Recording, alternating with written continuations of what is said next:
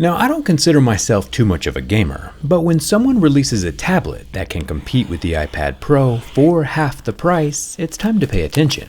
This is the Red Magic Nova, a gaming pad with an internal RGB turbofan and a laptop-grade cooling system, all for just $500, cheaper than even a lot of smartphones. Red Magic did send me 2 of these tablets, one for testing and one for, well, you'll find out later.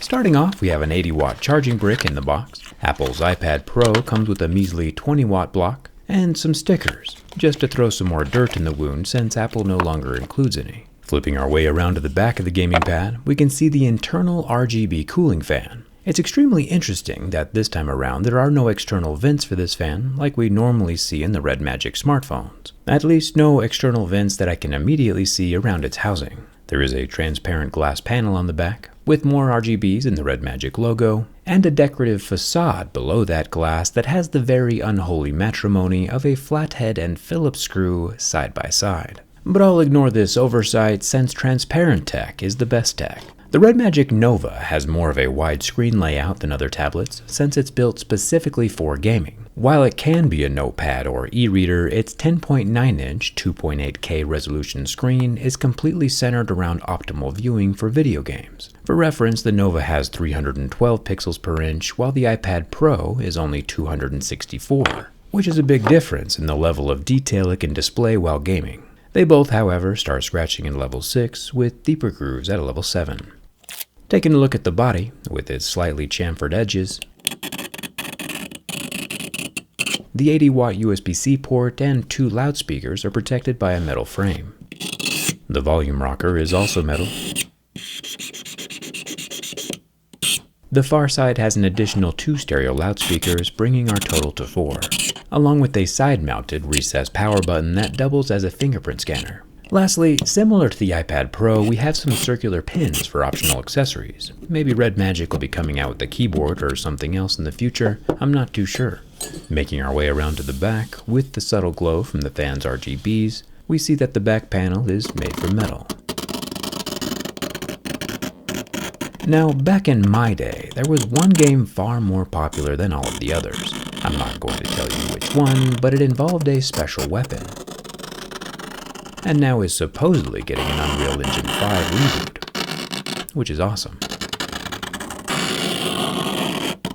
Also, this is probably one of my worst drawings of all time. Only true gamers are going to know what this is, so let me know down in the comments if you get it.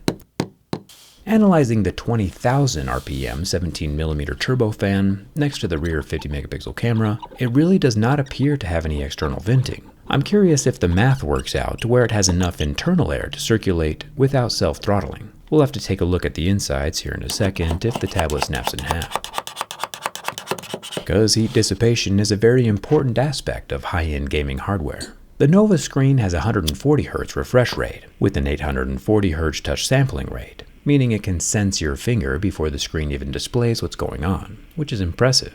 All with 550 nits of IPS LCD brightness, as we can tell from the black spot that's forming, that does eventually completely recover. Now, while a tablet doesn't necessarily have to be as durable as a smartphone or Game Boy, it's still good to know what its physical limits are, and how much abuse it can theoretically handle. And in the case of this Red Magic Nova gaming pad, at first glance, when bending from the front, it appears extremely solid. But flipping it around and bending from the back, where the glass isn't there to constrain it, we do get a very substantial flex. Not along the center point either, it's more of a diagonal flex, which is strange, and the kink that follows is very permanent. We aren't here to judge though, at least it didn't snap in half. With no cracks or catastrophic damage though, I say the Nothing gaming pad survives. It'll live through normal wear and tear just fine, but probably not a rage quit. However, the internal ventless cooling fan still has me curious, and I think we deserve to see how that looks from the inside.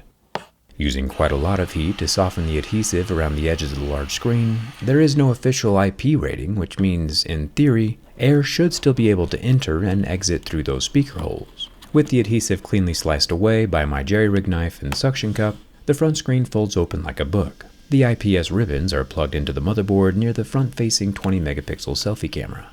I'll peel off the upper mainboard copper foil, This helps get the heat off the top side of the motherboard and into the aluminum panel on the back side of the display. The RGB turbofan has 8 screws holding it in place, and interestingly enough has no ribbons or plugs, just gold contact pads where the fans rest up against the motherboard. Definitely a cool little unit.